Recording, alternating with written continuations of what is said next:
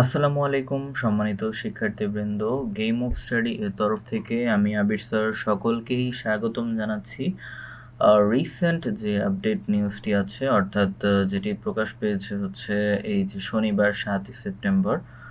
ওকে, so বলা হচ্ছে যে ঢাবির হল এবং একাডেমিক স্থানে ছাত্র রাজনীতি নিষিদ্ধ হচ্ছে। 8 প্রস্তাবনা জারি করা হয়েছে। ঠিক আছে, কি কি 8 প্রস্তাবনা এটা আমরা একটু জেনে নিই। আচ্ছা, বিশেষ করে যারা ঢাকা বিশ্ববিদ্যালয়ে বিশেষ করে ঢাবিতে যারা আছেন বর্তমানে, বিশেষ করে 23-24 যারা পরীক্ষার্থী রয়েছেন, বিশেষ করে এই খবরটি বেশ তাদের জন্য অনেক গুরুত্বপূর্ণ। ঠিক আছে? আর যারা ক্যান্ডিডেট পরীক্ষার্থী রয়েছেন তাদের কথা তো হচ্ছে আর আলাদা করে বললাম না। ঠিক আছে? বাট বিশেষ করে এটা এইচএসসি 23 পরীক্ষার্থী যারা তাদের জন্য অনেক গুরুত্বপূর্ণ ঢাবির। আচ্ছা, তো বিষয়টা একটু দেখি। বলা হচ্ছে যে প্রতিবেদনটায় যে ঢাকা বিশ্ববিদ্যালয় ক্যাম্পাসে আবাসিক এবং একাডেমিক স্থানগুলো সকল প্রকার দলীয় ছাত্র রাজনীতি নিষিদ্ধ এবং ডাকসু বা হল সংসদ নির্বাচনে সকল প্রার্থীকে স্বতন্ত্রভাবে অংশগ্রহণ করা সহ ছাত্র রাজনীতি নিয়ে 8 দফা প্রস্তাবনা দিয়েছে। তো 8 দফাটা কি কি? তো একটু দেখে নেই। বলা হচ্ছে যে শর্টকাটে আমি একটু বলে দিতেছি। ঢাকা বিশ্ববিদ্যালয়ে আবাসিক স্থান যেমন হল, হোস্টেল প্রভৃতি এবং একাডেমিক স্থান, অনুষদ, বিভাগ এবং ইনস্টিটিউট এই সকল প্রকার দলীয় রাজনৈতিক কর্মসূচি যেমন হচ্ছে সভা সমাবেশ, মিছিল, মিটিং, সম্মেলন, র্যালি ইত্যাদি নিষিদ্ধ করা হবে। ঠিক আছে? আর কোনো প্রকার রাজনৈতিক পরিচয় বা সংশ্লিষ্টতা ব্যবহার করে কোনো ব্যক্তি বা গোষ্ঠী উল্লেখিত স্থানে প্রভাব বিস্তারের চেষ্টা এবং সুযোগ সুবিধা আদায় করতে পারবে না, সহজ ভাষায়। ঠিক আছে? তো এটা হচ্ছে 2 নাম্বার। 3 নাম্বার ছিল কোনো শিক্ষার্থী যদি উল্লেখিত কর্মকাণ্ডে জড়িত হয় তবে তার বিরুদ্ধে বিশ্ববিদ্যালয় প্রশাসন শাস্তিমূলক ব্যবস্থা গ্রহণ করবে। ঠিক আছে?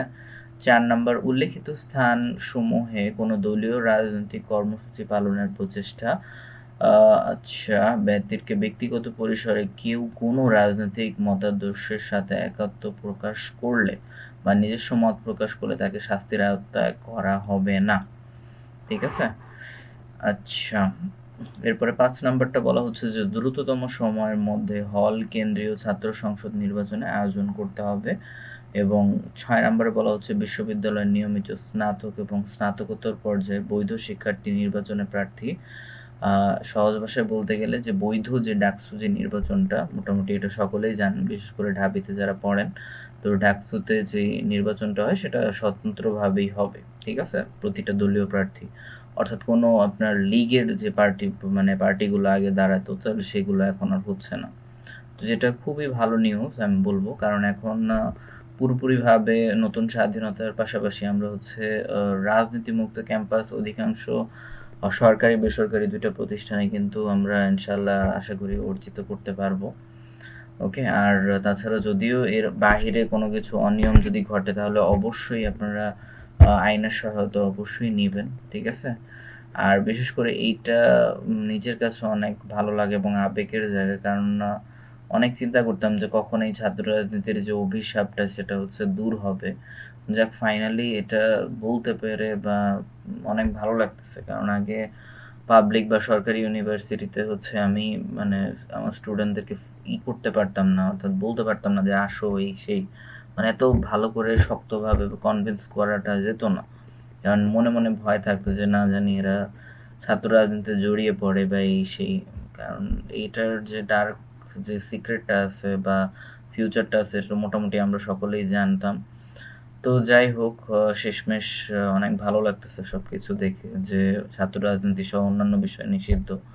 আর যারা নতুন পাবলিক ইউনিভার্সিটি অন্যান্য ইউনিভার্সিটিতে আছেন তারা অবশ্যই এই বিষয়টা ভালোভাবে দেখবেন আর চেষ্টা করবেন এই অন্তর্বর্তীকালীন সরকারকে যে কোনোভাবে হোক হেল্প করার। ঠিক আছে?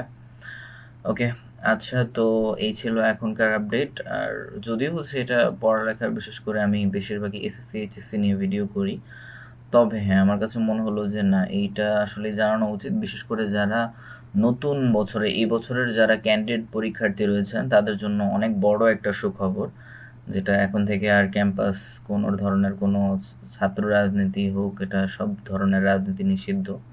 অর্থাৎ আমাদের স্টুডেন্টরা যাতে পড়ালেখায় আরও বেশি নিজেদেরকে মেলে ধরতে পারে, এটার জন্য অনেক বড় একটা উদ্যোগ। আচ্ছা, তো এই উদ্যোগকে আমরা অবশ্যই স্বাগতম জানাই। ওকে, সো দোয়া রইল, অনেক অনেক শুভেচ্ছা এই সরকারকেও। আচ্ছা, তো আজকের ভিডিও তাহলে এ পর্যন্তই। ইনশাল্লাহ নেক্সটে আরও আমরা আপডেট দেওয়ার চেষ্টা করব।